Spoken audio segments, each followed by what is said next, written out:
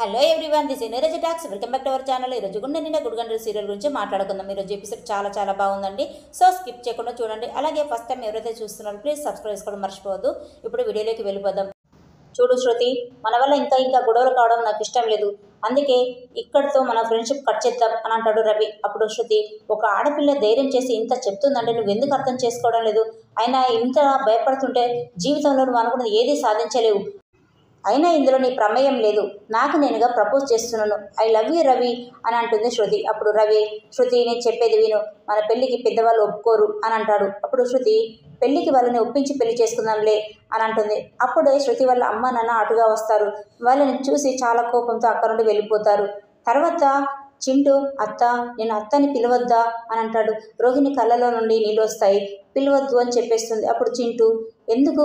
నువ్వు నా అత్తవే కదా, పోనీ అమ్మని పిలవచ్చా? మరేమో ఆడుకుంటున్నప్పుడు నన్ను అందరూ ఏడిపిస్తున్నారు. వాళ్ళందరికీ వాళ్ళ అమ్మ స్కూల్కి వచ్చి అన్నం తినిపించి వెళ్తుంది. మరి నాకేమో అమ్మమ్మ తీసుకొస్తుంది కదా, అమ్మ లేదా అని అందరూ నన్ను అడుగుతున్నారు. నేను ఎవరి దగ్గర నువ్వు నా అత్తవని చెప్పను, కానీ నా ఫ్రెండ్స్ దగ్గర మాత్రం నువ్వు మా అమ్మవని చెప్తాను అమ్మా. మా అమ్మ ఊర్లో ఉందని చెప్పిన నా ఫ్రెండ్స్ నమ్మట్లేదమ్మా, అందుకే నా ఫ్రెండ్స్ని ఇక్కడికి తీసుకొస్తానమ్మా అంటూ అక్కడ నుండి వెళ్ళిపోతాడు చింటూ. అమ్మ అని పిలవచ్చా అని అమ్మనే కన్న కొడుకు అడిగే దుస్థితి ఏ బిడ్డకు రాకూడదమ్మా అని రోహిణి వాళ్ళ అమ్మ చాలా బాధపడుతూ ఉంటుంది. ఎందుకంటే రోహిణి ఏ కారణం చేత తన బిడ్డను దూరంగా పెడుతుందో అర్థం కాలేదు. ఎందుకంటే తన పరిస్థితి వలనో లేక మరి ఏదైనా కారణం చేతనో చింటూకు దూరంగా ఉండి మనోజ్ని పెళ్లి చేసుకుంది రోహిణి. తర్వాత శృతి వాళ్ళ అమ్మ నాన్న శృతి గురించి చాలా ఫైర్ అవుతూ ఉంటారు. అక్కడ పెళ్లి వాళ్ళేమో ఎప్పుడు రమ్మంటారా అని అడుగుతుంటే మీ కూతురేమో నాకు సంబంధం లేదన్నట్టుగా మాట్లాడుతుంది, అసలు అంతా రవి వల్లే అని శృతి గురించి చాలా టెన్షన్ పడుతూ ఉంటారు. అప్పుడు డిఎం సత్యంకి కాల్ చేస్తాడు. నేను డిఎంని మాట్లాడుతున్నాను అని అంటాడు. అప్పుడు సత్యం, నేను రిటైర్ అయ్యాను కదా, అయినా మీరు నాకు డిఎం కాదు అని అంటాడు. అప్పుడు డిఎం, సరే నీతో మాట్లాడాలి, ఒకసారి ఇంటికి రా అని అంటాడు. సత్యం, నేను రానని చెప్తాడు. అంతలా నాతో మాట్లాడాలి అనుకుంటే నేనే ఎక్కడ ఎప్పుడు కలవాలని చెప్తాను అని అంటాడు. తర్వాత కాల్ కట్ చేస్తాడు. అప్పుడు డిఎంకి చాలా కోపం వస్తుంది.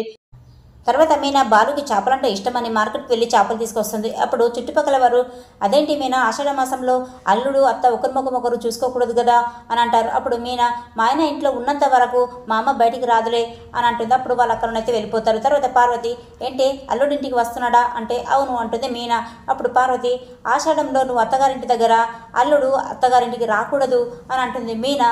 అవన్నీ నాకు తెలియదమ్మా, ఆయన భోజనానికి రమ్మని చెప్పాను అంతే, ఆయన వస్తున్నారు, కడుపు నిండా తిన్నాక ఉండమన్నా ఉండర్లే అని అంటుంది. అప్పుడు పార్వతి, అదేంటమ్మా ఒక్క మాటని కూడా నన్ను అడగకూడదా అని అంటుంది. అప్పుడు మీనా, మా ఆయన ఒక్క పూట భోజనానికి వస్తే నీ అనుమతి తీసుకొని రావాలా? నీకు ఇష్టం లేకపోతే చెప్పు, నేనే వెళ్ళిపోతాను అని అంటుంది. అల్లుడు మన ఇంటికి వచ్చాడని వాళ్ళ అమ్మకి తెలిస్తే ఏమంటుందో ఏమో అని పార్వతి చాలా టెన్షన్ పడుతూ ఉంటుంది. అప్పుడు మీనా, అమ్మ అవన్నీ పక్కన పెట్టు, ముందు మా ఆయనకి భోజనం సిద్ధం చేయాలి అని వంట ఏర్పాటు చేస్తుంటారు. తర్వాత చింటూ తన ఫ్రెండ్స్ దగ్గరికి వచ్చేసి, రే మా అమ్మ వచ్చిందిరా, ఇంటికి రండిరా వెళ్దామంటే వాళ్ళైతే నమ్మరు. అప్పుడు లేదురా మా అమ్మ నిజంగానే వచ్చింది, రండిరా అని వాళ్ళ ఫ్రెండ్స్ని ఇంటికి తీసుకొస్తాడు. తర్వాత మనోజ్ తను పార్లర్కి వెళ్తాడు. ఎందుకంటే తనను షోరూమ్ నుండి డిస్మిస్ చేస్తారు కాబట్టి రోహిణిని పికప్ చేసుకోవడం కోసమని పార్లర్కి వెళ్తాడు. కానీ అక్కడ రోహిణి ఉండదు. తను ఈరోజు రాలేదని అక్కడ వాళ్ళు చెప్తారు. తర్వాత రోహిణికి కాల్ చేస్తే తను పార్లర్లో ఉన్నానని చెప్తుంది. అప్పుడు నేను పార్లర్కి వచ్చాను కదా, నువ్వు అసలు ఎక్కడున్నావు అంటే నేను మన పార్లర్లో లేను, నా ఫ్రెండ్ పార్లర్లో ఉన్నాను అనే అబద్ధం చెప్తుంది.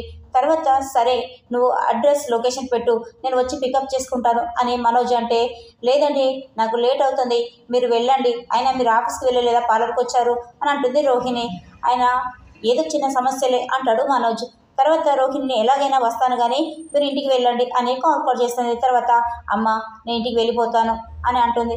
అదేంటమ్మా, చింటూ ఫ్రెండ్స్ని తీసుకురావడానికి వెళ్ళాడు కదా, కనీసం చింటూ వచ్చే వరకు ఆగవా అని అంటుంది వాళ్ళమ్మ. లేదమ్మా నాకు అర్జెంట్గా నేను వెళ్ళిపోవాలి, ఇప్పుడు బస్ ఎక్కితే కానీ నేను ఇంటికి వెళ్ళలేను, తొందరగా వెళ్ళాలమ్మా అని అక్కడ నుండి వెళ్ళిపోతుంది. తర్వాత చింటూ ఫ్రెండ్స్ని తీసుకొస్తాడు.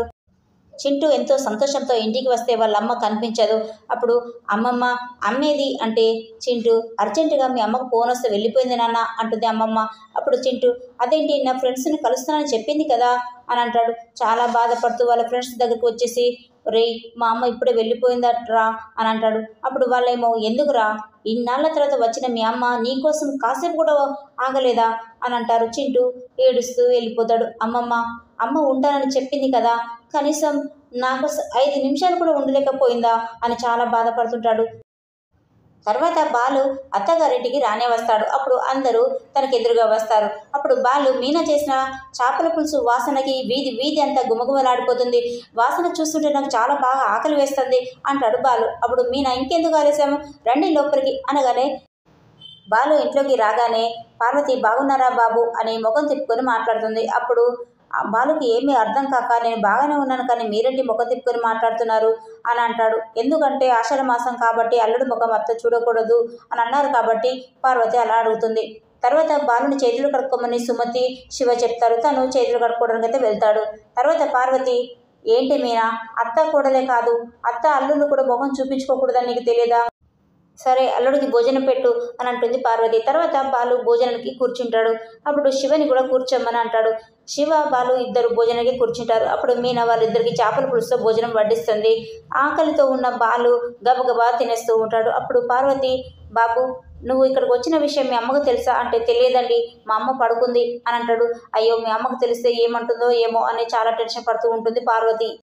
బాలు భోంచేసిన తర్వాత తనకు నిద్ర వస్తుందని చెప్తాడు. అప్పుడు మీనా పడుకోమని చెప్పేసి అక్కడ నుండి బయటికి వచ్చేస్తుంది. అప్పుడు పార్వతి అమ్మ మీనా అల్లుడు ఇక్కడికి వచ్చాడని తెలిస్తే వాళ్ళ అమ్మ ఏమంటుందో ఏంటో, పైగా మేమిద్దరు మొహాలు కూడా చూసుకోకూడదు, ఎలాగో తిని వెళ్ళిపోతాడు అనుకుంటే తీరిగా పడుకుంటున్నాడు అని అంటుంది. అప్పుడు మీనా పాపం బాగా అలసిపోయాడమ్మా, కాసేపు పడుకొని ఆయన వెళ్ళిపోతాడులే అని అంటుంది. తర్వాత మనోజ్ ఇంటికి వస్తాడు. మనోజ్ టెన్షన్తో ఇంటికి రావడం గమనించిన ప్రభావతి ఏమైందిరా ఇదనే సమస్య అని అంటుంది. అప్పుడు మనోజ్ ఏం చెప్పలేకపోతాడు. ఎందుకంటే తనకి షోరూంలో ఒక ఇష్యూ అయ్యి తనను డిస్మిస్ చేశారు కాబట్టి. తర్వాత వాళ్ళమ్మ అలాగే అడిగేసరికి అవునమ్మా నన్ను షోరూమ్ నుండి తీసివేశారు అని చెప్తాడు.